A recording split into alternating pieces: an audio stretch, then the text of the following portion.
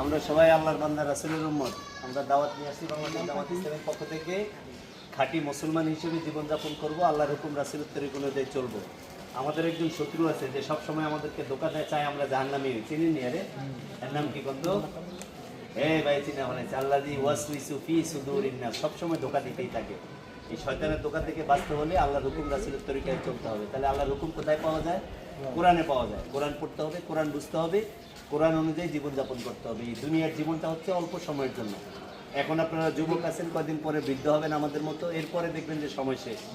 তাহলে এই দুনিয়ার জীবনটাকে পরকালীন জীবনের জন্য কাজে লাগাইতে হবে। আল্লাহ রাসূল বলছে আর দুনিয়াও মাজরাতুল আখিরা, দুনিয়া হচ্ছে আখিরাতের ক্ষেত, শস্য। এখানে যা বপন করবেন আখিরাতের তাই ফলাফল ভোগ করবেন। এখন চাকরি না করে কেউ বেতনের আশা করেন? আচ্ছা, দোকান না খুলে কেউ ব্যবসার আশা করে? তাহলে জান্নাতের কাজ না করে আল্লাহর কাছে জান্নাতুল ফেরদৌস চাইলে হবে?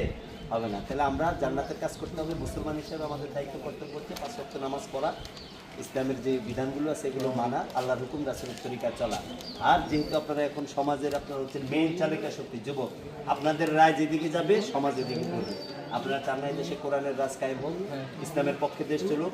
এই যুব সমাজ চাইছে বলে আল্লাহ তাআলা গত ফেসিস্ট সরকারকে বিতাড়িত করে দিয়েছে। যদি যুব সমাজ না চাইতো, ছাত্র সমাজ যদি না জাগতো, আম জনতা যদি রাস্তায় না নামতো, তাহলে এই শক্তি, এই জল পাথর আমাদের কাছ থেকে সরতো না। বাংলাদেশ জামাত ইসলামের পক্ষ থেকে আপনাদের কাছে আমাদের উদাত্ত আহ্বান, আপনারা খাঁটি মুসলমান হিসেবে নিজেদেরকে উপস্থাপন করবেন। বাস্তব জীবন থেকে কথা এবং কাজের গরমিল পরিহার করবেন। আল্লাহকে একমাত্র রব, আল্লাহ ছাড়া আর কারোর সামনে মাথা নত করা যাবে না। কোনো নেতার গোলাম না, কোনো দলের গোলাম না। আমরা গোলাম কার? আল্লাহ গোলাম। আর রাসূলের আইন ছাড়া, রাসূলের তরিকা ছাড়া কারো তরিকা নিব না। ইসলামের পক্ষে আমাদের রায় থাকবে ইনশাআল্লাহ, ঠিক আছে? আমরা চাই দেশে কোরআনের রাজ কায়েম হোক। বাংলাদেশ জামাত ইসলামী এই লক্ষ্যে কাজ করতেছে। আল্লাহর আইন, সত্যলোকের শাসনের পক্ষে আপনাদের রায় আছে না? আপনাদের সবাইকে আমরা বাংলাদেশ জামাত ইসলামীর সহযোগী হিসেবে আজকে লিপিবদ্ধ করে নিচ্ছি।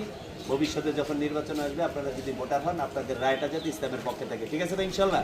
নাকি 500-1000 টাকার বিনিময়ে আমরা বিক্রি হয়ে যাব? এই রক্তের কিনা স্বাধীনতাকে আমরা বিফল হতে দিব না ইনশাল্লাহ, ঠিক আছে? আল্লাহ তাআলা আমাদের সবাইকে ইসলামের জন্য কবুল করুক, সবাই বলি আমিন। আল্লাহ তাআলা আমাদেরকে জান্নাতি মানুষ হিসেবে সবাইকে কবুল করুক, সবাই বলি আমিন। আমরা আপনাদের নাম আর মোবাইল নাম্বার লিখে